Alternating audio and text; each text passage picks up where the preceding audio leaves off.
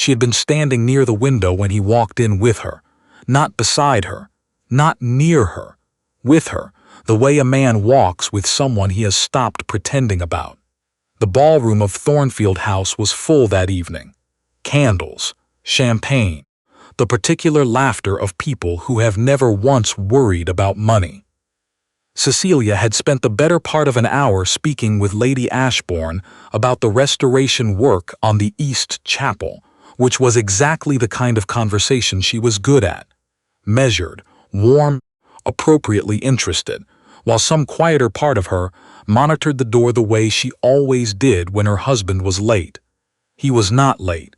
He had simply arrived with someone else first.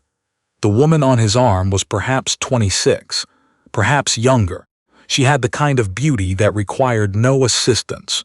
Dark eyes, a straight back, an expression of perfect composure that Cecilia recognized with a strange detachment as the expression of someone who has been prepared. Someone who knows she is being looked at and has decided to be comfortable with it. Lord Hafford, Cecilia's husband of 9 years, the Earl of Dunmore, a man who had told her at the altar that he had never met a woman he admired more, crossed the threshold of Thornfield House with this woman on his arm. He smiled at someone across the room.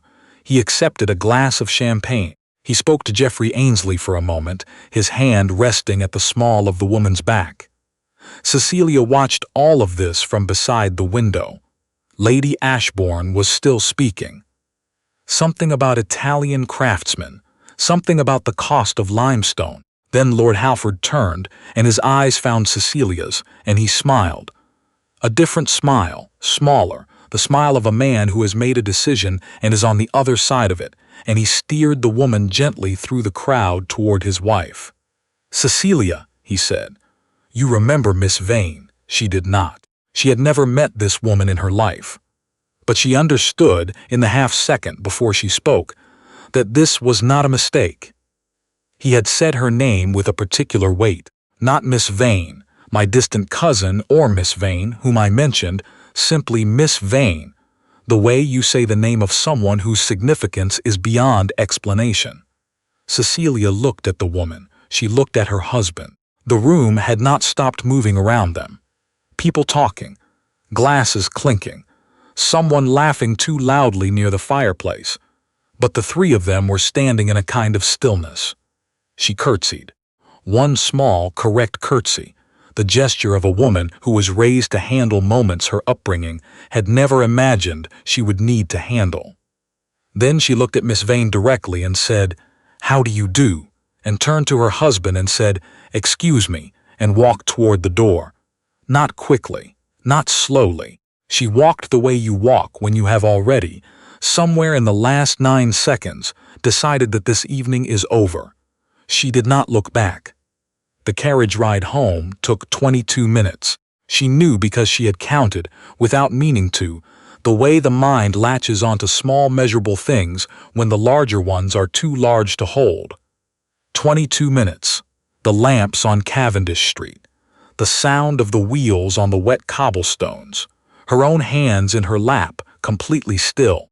The house on Pembury Square was quiet when she arrived.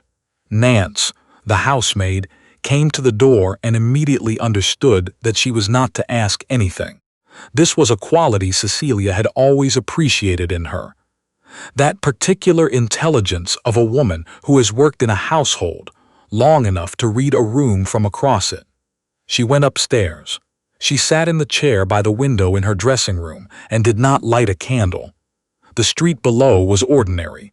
A couple walking arm in arm, a boy with a cart. Ordinary London, entirely indifferent to the fact that 9 years of her life had just been folded up and handed back to her in the middle of a ballroom. She did not cry. She thought she might, in the way that you feel weather coming before it arrives. A pressure, a certain heaviness, but the tears didn't come. What came instead was clarity. Cold, precise, almost impersonal clarity, the way a room looks different once you've decided to leave it. She had known. She understood that now. Not the specifics, not the name, not the face, Not the particular evening Lord Hafford had apparently chosen to stop being discreet, but she had known the shape of things for some time.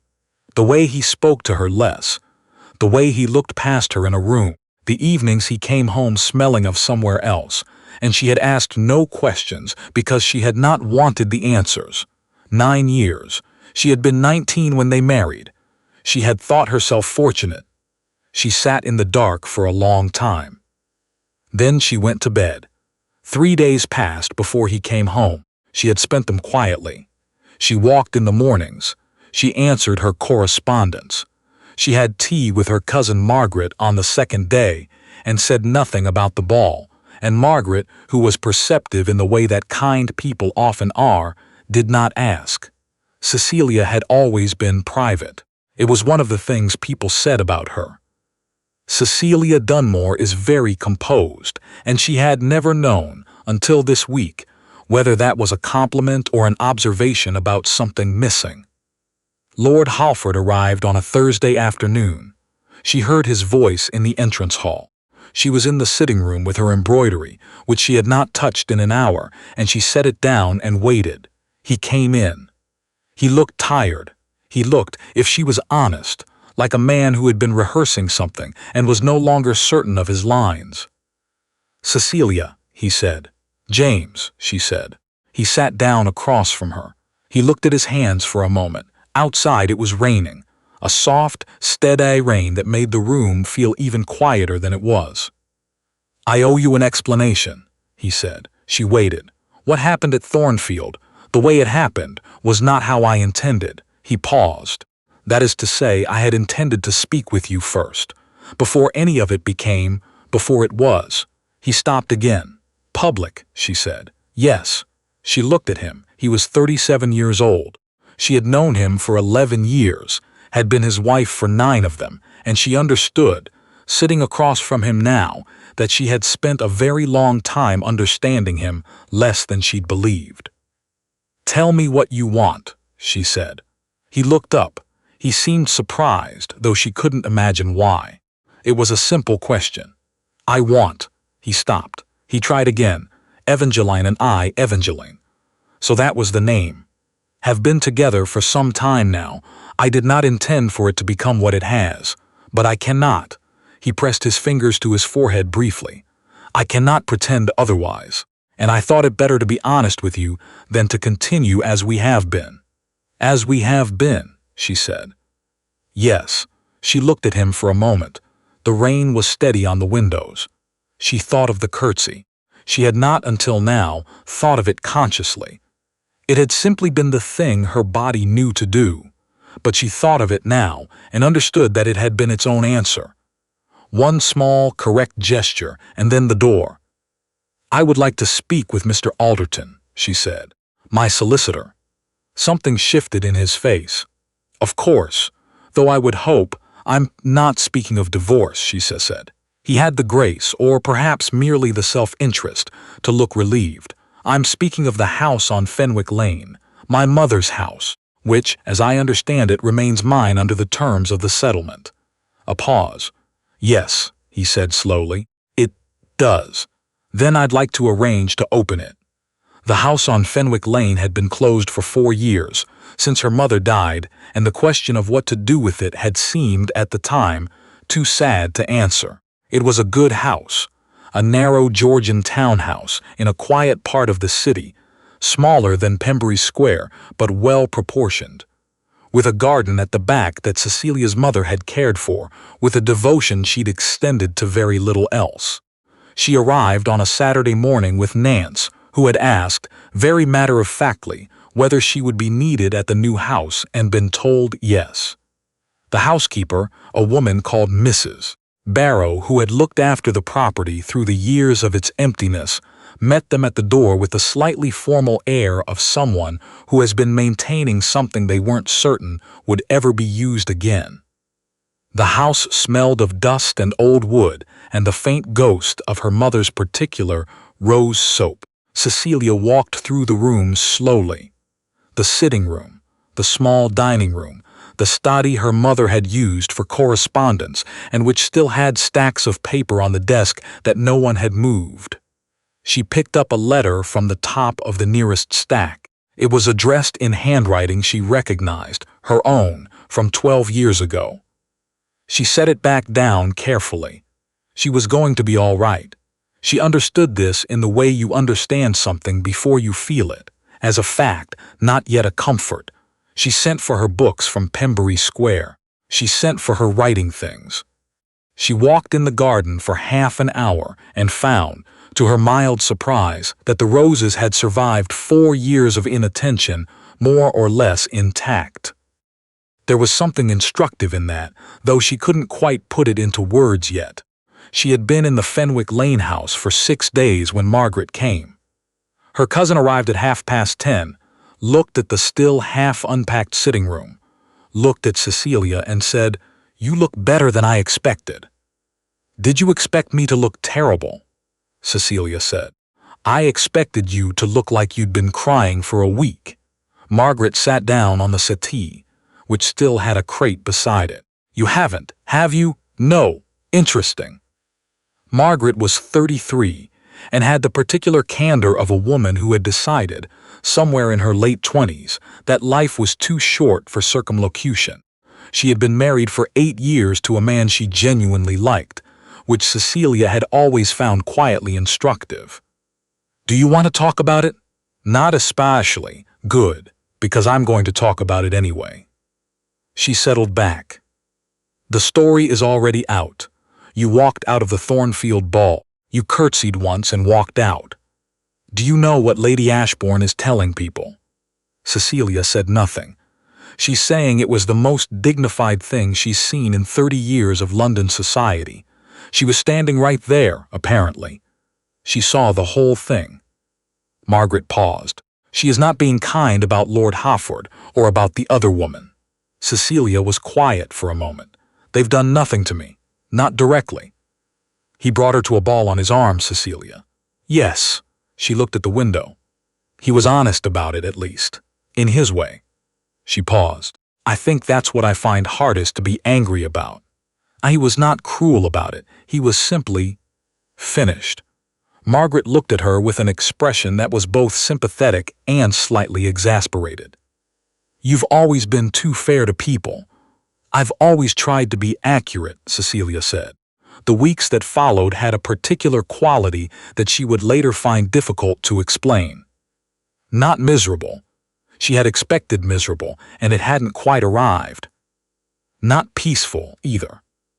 Something else, a state of heightened attention to small things, the way light came through the garden window in the afternoon, the sound of the street in the morning before the city became loud, the particular pleasure of eating dinner at exactly the hour she chose, which turned out to be later than Lord Hofford had preferred, and earlier than she had always suspected she wanted.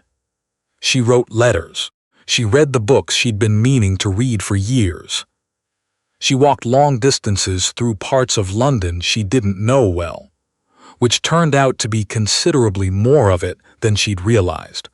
9 years of a particular social circuit having contracted her world in ways she hadn't noticed. She was surprised to find herself interested in things again. There had been, she understood now, a long period during which she had not been particularly interested in anything.